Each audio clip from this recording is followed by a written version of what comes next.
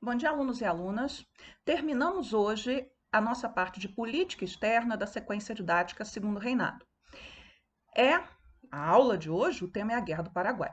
Mas antes de começarmos, eu queria lembrar para vocês, para cada sessão desta sequência didática Segundo Reinado, nós temos um bloquinho de exercícios para serem executados. Exercícios de política interna, economia, Guerra do Paraguai e assim sucessivamente, que ficarão abertos por 2 semanas. Eles são importantes para que vocês possam se preparar para a A9, lembrando que é uma prova que não vai ser feita por nós. É uma prova que vai vir pronta. Então é preciso se preparar para esse exame, que a gente vai ter pouco controle sobre ele, né? O único controle que nós temos é de dar a matéria bem feita e que vocês estejam preparados. Esses exercícios eles ficam abertos 2 semanas, depois eles vão fechar. Então, por exemplo, o de política externa, ele abriu no dia 7 de outubro, ele vai ficar aberto até o dia 21 de outubro, depois ele fecha e só será reaberto às vésperas da prova. Então, por favor, estejam atentos, façam os exercícios, ok? Então, sigamos. Na aula passada, nós comentamos a historiografia sobre a Guerra do Paraguai, e também pontuamos o seguinte: para os paraguaios, a motivação da guerra, do conflito, foi a intervenção brasileira no Uruguai para derrubar o presidente Aguirre, que era do Partido Blanco e que era apoiado pelo presidente do Paraguai, Solano Lopes. Por outro lado, para o Brasil, a motivação da guerra foi o sequestro do vapor Marquês de Olinda e logo em seguida, o Paraguai invade o Mato Grosso. Então, vamos lá. A primeira fase da guerra, a ofensiva paraguaia, alguns livros dividem. Primeira fase é a invasão do Mato Grosso, segunda fase já Corrientes e Rio Grande do Sul, mas vamos tratar como ofensiva paraguaia aqui. A invasão do Mato Grosso, ela começa em dezembro, que é quando o Paraguai, depois de ter sequestrado o navio, vai declarar guerra ao Brasil oficialmente em 13 de dezembro. A ocupação de territórios no Paraguai, ela vai ser relativamente rápida. Então, ao ataque ao Forte Coimbra, logo em seguida, no desdobramento disso, nós vamos ter a invasão de Corumbá, Miranda e Dourados. Todas essas regiões hoje são Mato Grosso do Sul, mas o estado do Mato Grosso do Sul não existia como província, porque nós não tínhamos estados naquela época, no momento da Guerra do Paraguai. Nesse primeiro momento de invasão do Mato Grosso, que já tinha sido observado desde 1862 por espiões paraguaios, a gente tem a documentação sobre isso, né? Que vão entrar e vão tentar mapear a região e ver as fragilidades, né, para um possível conflito que poderia acontecer. Então, nesse momento, a guerra é entre o Brasil e o Paraguai. A Argentina e o Uruguai não estão envolvidos no conflito, ok? E o fato é que o Brasil ele vai ter dificuldade em organizar tropas para poder conter esse primeiro avanço paraguaio no final de 1864 e início de 1865. Bem, havia, né, e a gente até já comentou sobre isso, discordâncias quanto ao governo de Buenos Aires, e o presidente, nesse momento, é o presidente Mitre, que é um liberal e que é próximo do Brasil politicamente. Havia discordância entre as políticas de Buenos Aires e as províncias de Corrientes e Entre Rios. Por acaso, a província de Corrientes, particularmente, ela tinha componentes étnicos muito semelhantes ao do Paraguai, ou seja, tinha uma boa parcela da população que era composta por indígenas guaranis ou seus descendentes. Então havia afinidades ali. O Solano Lopes, ele deseja atacar o Rio Grande do Sul. Então ele pede autorização ao governo argentino para passar com tropas pelo território da Argentina. Se a Argentina permite que o Paraguai use seu território para invadir o Brasil, a Argentina estaria prontamente se envolvendo em um conflito com o próprio Brasil. O presidente Mitre nega a passagem e aí Solano Lopes ele vai usar o território de Corrientes e de Entre Rios, mas principalmente Corrientes, para entrar no Brasil e invadir o Rio Grande do Sul. Então, a Argentina, a partir desse momento, está na guerra. O que ele esperava é que a população dessa província argentina, próxima ao Paraguai, fizesse, né, se posicionasse ao lado de Solano Lopes ou se posicionasse com o Paraguai com o intuito de derrubar o governo do presidente Mitre. Mas o que ele vai conseguir é que mesmo esses caudilhos, esses líderes políticos que viviam em guerra com Buenos Aires, acabem se juntando ao governo argentino contra a invasão do território do país. A chegada ao Brasil, né, ela vai se dar por São Borja, e aí uma série de cidades brasileiras da fronteira vão sendo conquistadas. Então, veja bem, a declaração de guerra do Paraguai à Argentina vai se dar em 23 de março e vai ser enviada para Buenos Aires em 29 de março. Então, há a invasão da província de Corrientes, que é a segunda fase desta guerra, e, em seguida, se penetra no Rio Grande do Sul. A invasão, na primeira, a província de Corrientes, vai se dar por mar. Então, se mandam navios para que tome a região. Se vocês olham o mapa, ali na fronteira vocês veem a quantidade de rios e é uma bacia navegável, uma bacia importante, né, de rios ali bem largos dentro do mapa. Então, você tem, né, essa invasão, você tem o ataque, né, depois por terra, até que se chega ao Rio Grande do Sul, tá? Bem, a coisa se torna, né, mais complicada. Então, veja, o Brasil foi atacado primeiro, a guerra entre Brasil e Paraguai. Depois, o Paraguai ele ocupa a província de Corrientes, na Argentina, então a Argentina é arrastada para a guerra. A guerra com o Brasil começa em 1864, a Argentina é arrastada para o conflito em 1865. E o Uruguai? Acontece que o Uruguai ainda estava em guerra civil entre os blancos e os colorados. Quando Aguirre é finalmente derrubado do poder em fevereiro de 1865, o Uruguai, agora governado por um branco, vai se juntar ao Brasil e à Argentina. Então, em 1º de maio de 1865, é assinado secretamente o Tratado da Tríplice Aliança. E quem é declarado comandante das tropas da Tríplice Aliança é o Bartolomé Mitre, que é o presidente da Argentina. A invasão do Rio Grande do Sul, ela começa em 10 de junho, com a tomada de São Borja. Então, em novembro de 64 é apreendido o navio brasileiro, sem declaração de guerra formal. Em dezembro é invadido Mato Grosso. Em abril, março para abril, nós temos a conquista de Corrientes e em junho se chega ao Rio Grande do Sul. Num primeiro momento, a situação no Rio Grande do Sul vai ser caótica, tá? Você vai ter que organizar tropas rapidamente para conter um avanço paraguaio que tinha sido muito rápido. Veja, o Paraguai tinha um exército, nesse momento, melhor treinado, melhor armado, preparado para um conflito. Mas não era um exército, até pelas condições, né, populacionais do Paraguai, preparado para um conflito longo. Então, era fundamental que, para o Paraguai, e esse era o plano inicial, obrigar pelo menos um daqueles que estavam em disputa, seja a Argentina ou o Brasil, a pedirem a paz com o Paraguai, aceitarem uma paz. E o alvo era o Brasil. Então, quando você invade o Rio Grande do Sul, o objetivo era levar o Brasil, naquelas condições, ainda tentando levantar tropas, a entrar num acordo de paz e a guerra terminar ali, pelo menos com o Brasil, depois se resolvia o problema com a Argentina. Mas nós vamos ter uma reação.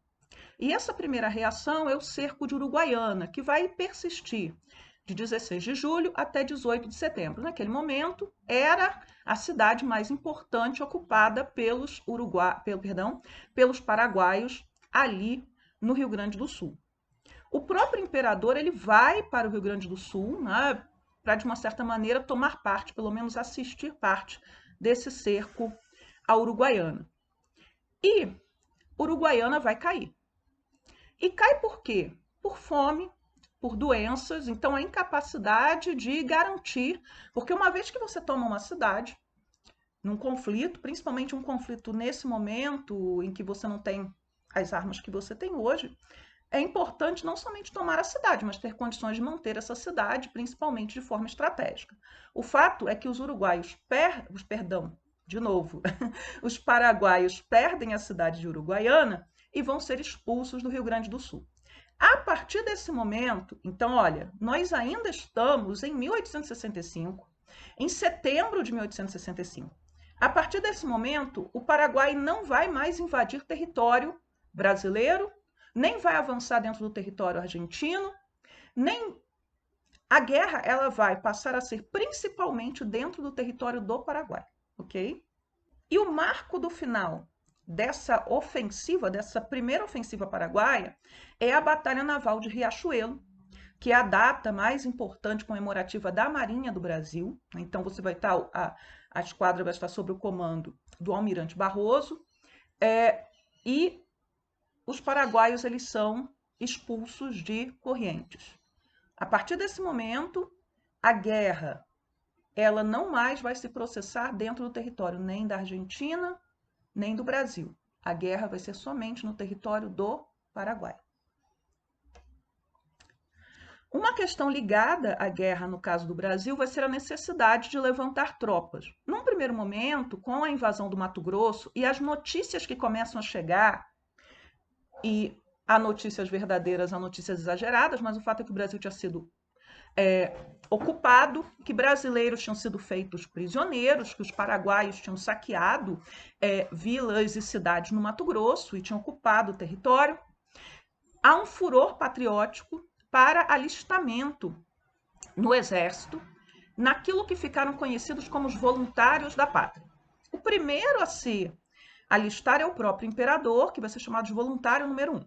Então, em 7 de janeiro de 1865, é criado o Corpo dos Voluntários da Pátria e compensações são oferecidas àqueles que se alistassem. Então, quem se alistasse receberia 300 mil réis, receberia lotes de terras em colônias militares que seriam colocadas nas fronteiras. Lembra da lei de terras? A única terra que você não precisava pagar por ela no Brasil era aquela terra que ficava na fronteira, tá? Em lugares que precisavam de proteção e de ocupação rápida. Em caso de expansão, você tem uma situação de guerra e de crise e ainda de conflito entre essas nações do Cone Sul. A gente falou disso. Quem fosse voluntário da pátria também teria preferência para conseguir um cargo público, receberia patente de oficial honorário. Se fosse escravo, isso vai ser estabelecido depois, seria libertado. E caso morresse na guerra ou fosse mutilado, então a viúva, os órfãos seriam amparados e, se você fosse mutilado na guerra, receberia uma pensão. Só que se acreditava o quê? Que a guerra seria rápida, mas a guerra foi de 1864 até 1870, tá? A guerra ela vai se prolongando ao longo do tempo.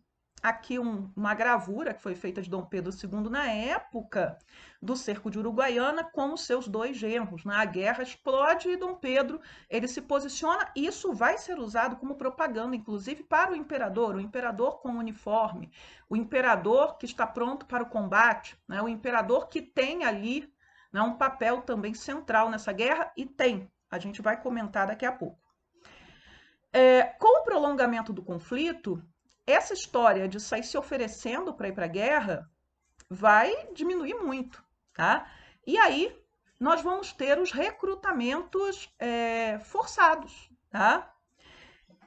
E muitas vezes, num primeiro momento, esses voluntários que eram recrutados, eles são recrutados pela Guarda Nacional entre aqueles que são os inimigos políticos. Então, eu vou levar força para a guerra, aquele fulano que pertence à facção do meu inimigo, ou que é empregado do meu inimigo, e não os meus, tá? Então, essa história, né, de patriotismo, ela começa a diminuir rapidamente. Aqui são 2 charges de um jornal satírico da época chamado O Cabrião. De um lado, a expedição ao Mato Grosso, em 1866, em que você vai ter quase 4.000 soldados partindo para o Mato Grosso e 1/3 desses soldados são perdidos no caminho por causa de doenças. Você vai ter surto de cólera, principalmente entre os soldados brasileiros. E aqui do outro lado, a história do recrutamento obrigatório, em que, quando não havia mais possibilidade, as pessoas fugiam para o mato. Então, assim, os homens estão escondidos no mato para não terem que ir para a guerra e os animais ocupando a cidade. Então, é uma brincadeira. A Guarda Nacional, né, oficialmente, ela vai ser convocada para ir para a guerra do Paraguai em 21 de janeiro de 1865. Ela era composta por mais de 440 mil homens, mas somente cerca de 40 mil foram para a guerra. Com a falta de soldados, né, o que você vai ter? Você vai ter um decreto obrigando que cada presidente de província fornecesse 1% da população como voluntários. E aí, claro, você vai ter as convocações forçadas, os ricos, às vezes, pagando, doando recursos para não serem convocados, para não terem seus filhos convocados, escravos empregados sendo oferecidos para lutar no lugar dos seus patrões, dos seus filhos, etc. Aqueles que tinham menos posses, eles vão, muitas vezes, né, alistar parentes, filhos, etc., e os outros vão fugir.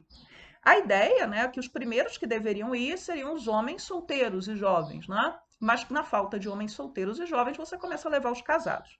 Mas houve mulheres também que tentaram ir como voluntárias da pátria. Primeira coisa, há mulheres que acompanham os exércitos sempre, né? Desde as origens da guerra. Sejam elas comerciantes, sejam elas, às vezes, esposas dos soldados, oficiais, filhos, em alguns casos elas acompanham também, prostitutas, mulheres que estão prestando alguma forma de serviço, lavadeiras, etc. Mas como militares, normalmente as mulheres são rejeitadas. E aí nós temos um caso exemplar e trágico, que foi o caso da Jovita Alves Feitosa, que era uma adolescente de 17 anos do Piauí, que vai fugir de casa, vai se disfarçar de homem e vai se alistar como voluntário da pátria. E aí o que se conta é quando os soldados, né, os alistados, estavam marchando pela cidade, acho que Teresina, alguém a identifica como mulher, seja pelo jeito de andar, seja porque ela tem as orelhas furadas, e aí varia. O que o exército vai fazer, né? Os alistadores, eles vão usá-la como propaganda. Aqui é uma foto dela de propaganda. Então, veja, até uma mulher tem coragem de se alistar e você, homem, está fugindo da guerra. Isso vai ser usado, inclusive, na Primeira Guerra. Os russos criam um batalhão de mulheres que foi para a guerra, efetivamente, chamado Destaque Batalhão da Morte, que era uma forma de dizer, olha, os homens não querem ir, nós temos mulheres valorosas, é para envergonhar os homens. Só que a Jovita, ela acredita que vai ser mandada, né, como soldado para a guerra, e ela não é mandada. Né? E lhe oferecem para ser enfermeira e ela diz que recusa, né? O que ela quer ser um soldado, ela quer lutar na guerra.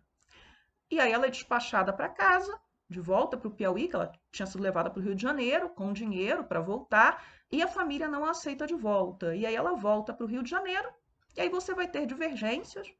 Uns vão dizer que ela se tornou uma prostituta, outros vão dizer que ela se tornou amante de um inglês, e quando esse inglês retornou para a Inglaterra e a deixou para trás, ela cometeu suicídio. O fato é que ela se mata com 19 anos de idade. Então, ela foi usada como propaganda, mas no final das contas, ela não foi mandada para a guerra. Então, apesar da carência de soldados, mulheres dispostas não podiam ser alistadas.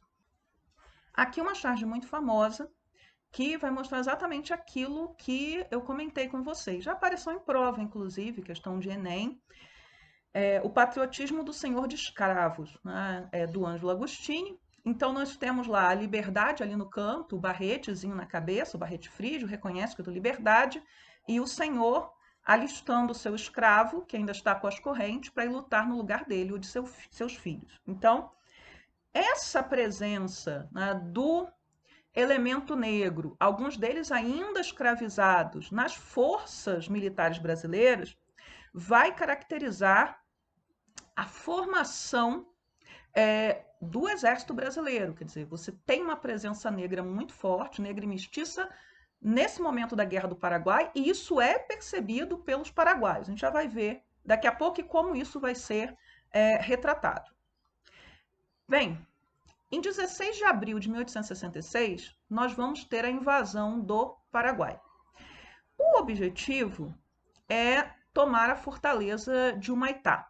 E isso vai acontecer na Batalha de Tuiuti, que é a batalha mais sangrenta da guerra, é a batalha mais sangrenta da América do Sul até hoje. Na Batalha de Tuiuti, nós vamos ter uma quantidade enorme de soldados mortos e feridos. É uma batalha, né, tão importante que vai fazer com que o Paraguai agora pense em tentar o quê? Neutralizar a Argentina para continuar a guerra somente com o Brasil. Porém, o presidente da Argentina, ele recusa, ele encontra com o Lopes, tem inclusive uma gravura de época mostrando esse encontro, mas ele recusa a paz. Aqui, né, soldados entrincheirados na Batalha de Tuiuti, né, então se contabilizaram, né, cerca de 7.000 mortos, eu não estou falando de baixas, que incluem feridos, né, de mortos mesmo, e 6.000 desses mortos são do exército paraguaio. Então, as forças militares paraguaias, elas começam a ser obliteradas, né? Você tem uma perda de soldados que eles não conseguem repor, né? As condições populacionais do Paraguai são, por exemplo, muito inferiores às do Brasil. Uma coisa importante, né? A fotografia ela estava em pleno desenvolvimento nesse momento da Guerra do Paraguai. Então você tem muita foto da Guerra do Paraguai, tá? E se vocês clicarem aqui nesse link, desenvolvimento da fotografia, vocês vão ver uma galeria com fotos da guerra, tá? A maioria são fotos posadas, mas nós temos fotos também, né, de locais que foram destruídos, do pós-batalha e coisas do gênero. Muito bem. E aí, ainda em setembro, depois do encontro lá com o Solano Lopes, nós vamos ter o primeiro revés da Tríplice Aliança, que vai ser um revés muito grande, né? Que é a derrota na Batalha de Curupaiti. Então, a Tríplice Aliança é derrotada. Ah, acabou a guerra? Claro que não, né?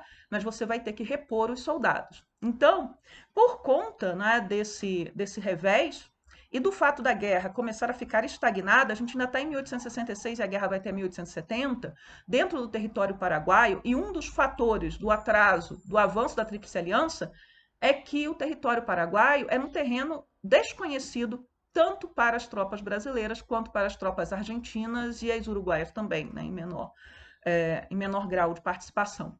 Então você está num território que é conhecido muito bem pelo seu inimigo, está na terra dele, né, e não é conhecido pelos adversários. E a gente tem a questão das doenças. Tá? Boa parte das tropas da Tríplice Aliança são tropas brasileiras. O maior lucro da Argentina, por exemplo, vai ser em fornecimento de alimento para os soldados, né? Para as tropas que estão empenhadas. Mas a participação militar da Argentina é bem inferior à participação brasileira. Tá? E aí, em novembro de 66, vem um decreto estabelecendo que qualquer escravizado que servisse na Guerra do Paraguai receberia a liberdade. Tá? A imprensa paraguaia ela vai debochar, né, desse decreto, e aí a gente vai ter várias, né, charges na imprensa mostrando o exército brasileiro como um exército negro e covarde, né, porque são escravos, não conhecem a liberdade, os paraguaios estão lutando pela sua liberdade, e os escravizados brasileiros estão lutando pelos seus senhores para escravizar os paraguaios.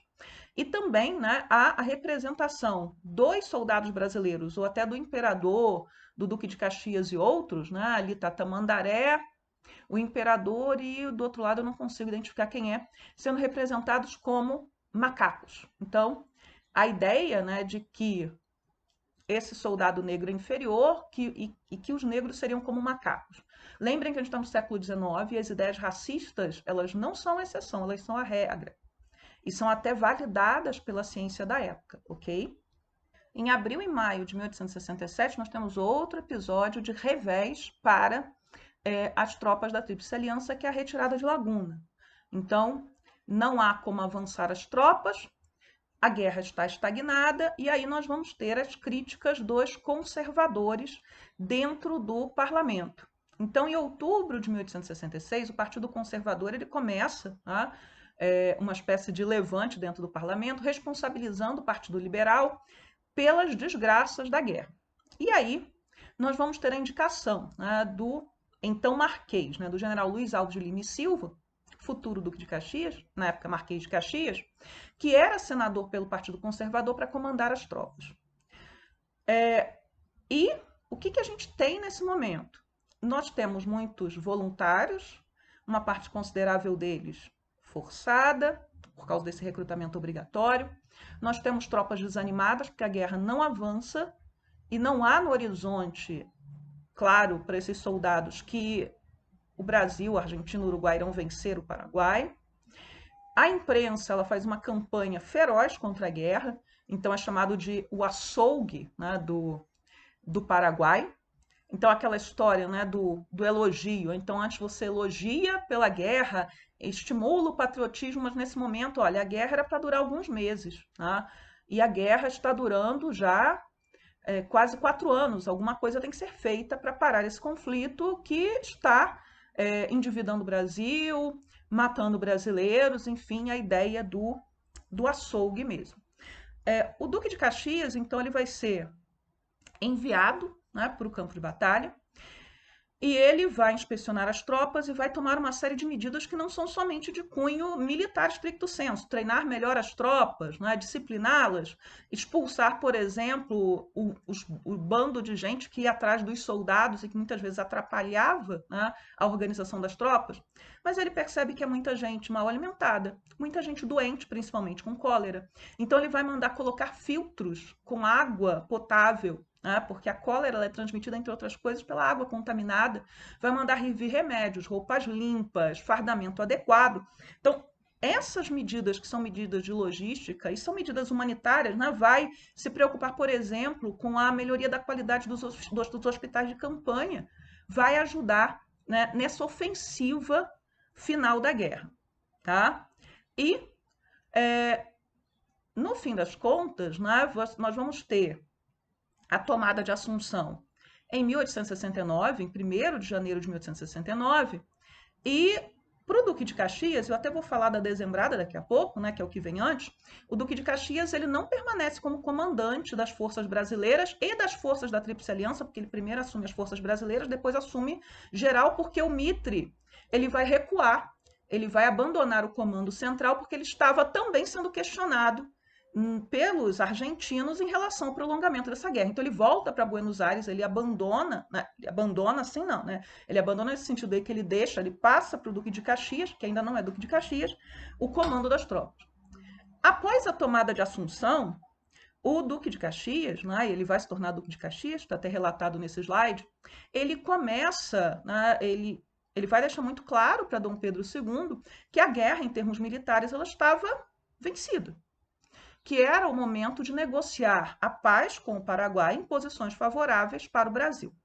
Mas aí entra Dom Pedro II, e é importante ressaltar isso, porque Dom Pedro II é quem vai bater pé de que a guerra só está terminada quando Solano Lopes for capturado ou morto. Então, essa insistência do imperador é que faz com que a guerra se prolongue para além de janeiro de 1869. Então, a guerra vai durar mais um ano depois da tomada da capital paraguaia e dessa posição de Caxias a respeito, né, de uma guerra que militarmente está esgotada, né, que só tem trazido sofrimento. E a partir daí, principalmente a partir desse um ano final de guerra, é que a guerra para os paraguaios vai assumir características cada vez mais trágicas, porque você já não tem como prover soldados, homens jovens, homens adultos, e aí você vai começar a usar em larga escala, prestem atenção, o idoso e a criança. E quando eu estou falando criança, eu estou falando de criança mesmo, né? De 10 anos, de menos que 10 anos. Porque levar criança para a guerra era comum nesse momento. Você vai encontrar a criança, por exemplo, nas forças brasileiras também, seja o menino que toca tambor, o aprendiz de marinheiro, que vai estar lá presente. Mas colocar a criança de arma na mão no campo de combate é uma medida desesperada, não é o padrão, ok? Bem, um dos nós dessa guerra, e aí eu vou voltar, né, para trás, era a tomada da fortaleza de Humaitá, que tinha sido construída estrategicamente, que tinha uma estrada que lhe dava abastecimento e que vai ser usada pelo Solano Lopes, né, como um posto seguro para que ele possa conter o avanço das tropas da Tríplice Aliança. No entanto, em 1868, já se percebe que a fortaleza, mesmo que com muita luta, com muita perda também para os exércitos e para os navios, né, para a esquadra da Tríplice Aliança, ela vai ser, né, uma luta atroz, uma luta desgastante, que a fortaleza seria perdida. E aí Lopes, em 3 de março de 1868, ele abandona a fortaleza de Humaitá e parte para o interior, né? Vai ser a caçada, Solano Lopes é uma caçada no interior do Paraguai. E aí, em 25 de julho de 1868, finalmente se toma a fortaleza de Humaitá. Então, é um momento importante para a guerra, porque foram 2 anos e meio, então aquele período, né, em que a guerra fica parada ali, se tentando tomar uma fortaleza que era fundamental para você chegar à capital do Uruguai, né, do Paraguai, desculpa, para que você conseguisse fazer a guerra avançar. Eu falei da Jovita e agora eu vou falar da Ana Nery, que dá nome a uma das turmas do Colégio Militar de Brasília. Então, se vocês forem lá pelo corredor, tem a turma Ana Nery, porque ela é patrona da enfermagem brasileira. Então, ela era uma viúva, né? Ficou viúva muito jovem, com 3 filhos, seus 3 filhos partem para a guerra, e ela se oferece, mesmo não tendo treinamento algum, para se tornar enfermeira. Então, ela se oferece ao governo da Bahia, ela era baiana, antes de receber a resposta, ela vai para o Rio Grande do Sul, e ela consegue ser aceita, faz um treinamento e passa a atuar ativamente em vários hospitais de campanha, em Salto, Corrientes, Humaitá e Assunção, por fim, cuidando desses hospitais e ajudando, inclusive com seu próprio dinheiro, a melhorar as condições de vida desses soldados, né, e garantindo que mais soldados possam sobreviver ao conflito. A Ana Nery depois ela recebe uma medalha, né, do governo imperial reconhecendo os seus serviços, né? Então ela, né, a ideia da enfermeira de guerra, ela se torna cada vez mais comum, principalmente a partir da guerra da Crimeia, em que você vai ter a Florence Nightingale organizando o primeiro serviço de enfermagem de guerra, recebendo essa permissão para as tropas britânicas, depois na Guerra de Secessão e agora também no Brasil. A dezembrada, né, que já caiu em questões da SpaceX, vai ser aquele dezembro de 1868, lembrando que a Assunção vai ser tomada em janeiro, a capital, em que nós vamos ter uma sequência de vitórias muito importantes para o final da guerra e para a Tríplice Aliança. Então, a Batalha de Tororó, a Batalha de Avaí, Lomas Valentinas, que é a última batalha, e a rendição de Angostura, em que as tropas paraguaias que estavam, né, resistindo, né, impedindo o avanço para Assunção, entregam as armas. Então é por isso que nesse momento que se toma a capital invadida, saqueada, né, pelos soldados, quando a capital é tomada, nós vamos ter aí o Marquês de Caxias anunciando que, em termos militares, a guerra acabou. Então, não há mais condição do Paraguai resistir. Só que Dom Pedro quer Solano Lopes. Então, nesse momento, Caxias renuncia, ele vai argumentar que está doente, e poderia realmente estar doente, não é a questão, mas ele já tinha manifestado a sua opinião como militar, como alguém que entende daquilo que está fazendo. A gente fez aí essa revoada pelo Segundo Império, começamos na Regência e nós estamos falando de Caxias, do futuro Duque de Caxias, desde a Guerra de Independência, quando ele inicia sua carreira militar. Então era alguém com grande experiência e que sabia do que estava falando. Mas o imperador quer Solano Lopes, então a guerra continua por mais um ano. E quem vai assumir o comando é o marido da princesa Isabel, que tinha sido impedido pelo sogro de participar ativamente da guerra. Então ele vai receber aí o comando geral no final da guerra, ele que não tinha podido participar, ele era um militar experiente, antes de se casar, ele tinha passado, né, tinha feito carreira militar aí em várias guerras no norte da África e tal, mas ele não tinha tido oportunidade nenhuma de participar. E agora, no final da guerra, que é quando acontece efetivamente, né, a guerra desesperada, a guerra de destruição do Paraguai, né, mais ostensiva, em que você vai ter criança no campo de batalha, que ele vai receber aí a chefia do comando das forças brasileiras. Aqui é o quadro da Batalha de Avaí. Esse quadro ele é famoso não só porque é um dos grandes quadros da época, mas porque ele foi muito mal recebido. Inclusive, o Duque de Caxias não gostou do quadro. Se você quiser saber por que o Duque de Caxias não gostou do quadro e por que esse quadro é considerado um quadro polêmico, tem um linkzinho para um vídeo.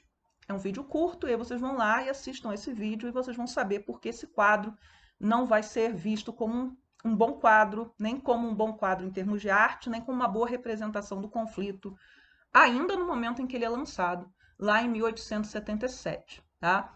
O Pedro Américo, que já falamos várias vezes, e o Vitor Meireles, que também já apareceu várias vezes, são os dois grandes pintores monumentais brasileiros da época e que meio que competem pela atenção. Então, os dois estrearam com quadros numa exposição, o do Pedro Américo era este. Vejam o vídeo, vocês vão entender.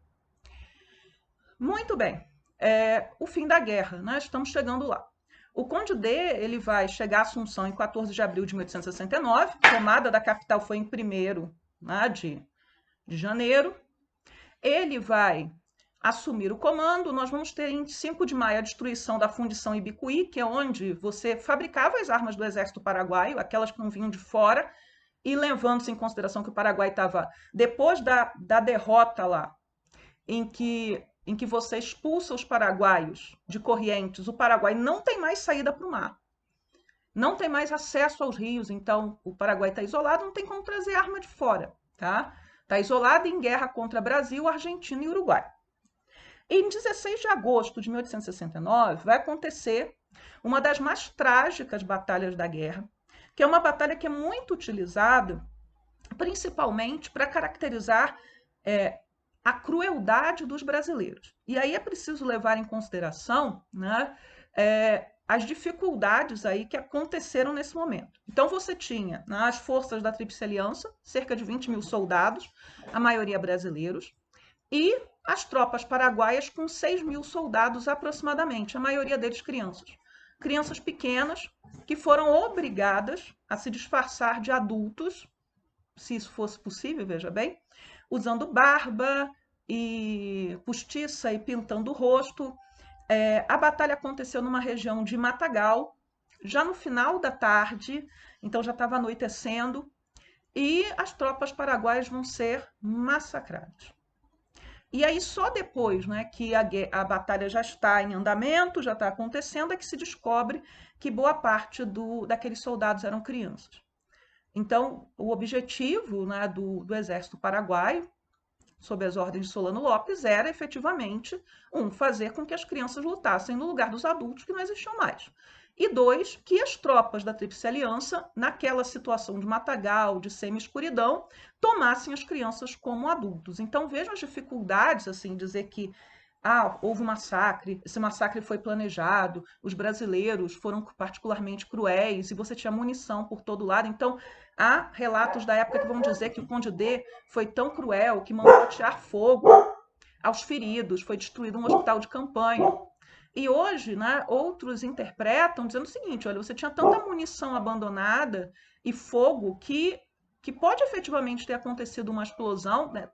Esse relato de que da crueldade do Conde D foi feito a partir dos relatos do Toné, que estava ali, né, como militar, e vai contar o que aconteceu, e ele fala do incêndio, da explosão, mas ele não vai dizer, o Conde D mandou tocar fogo. Mas aí, a partir daí, você vai criar toda uma história, né, de que o Conde D tinha ordenado um massacre de crianças.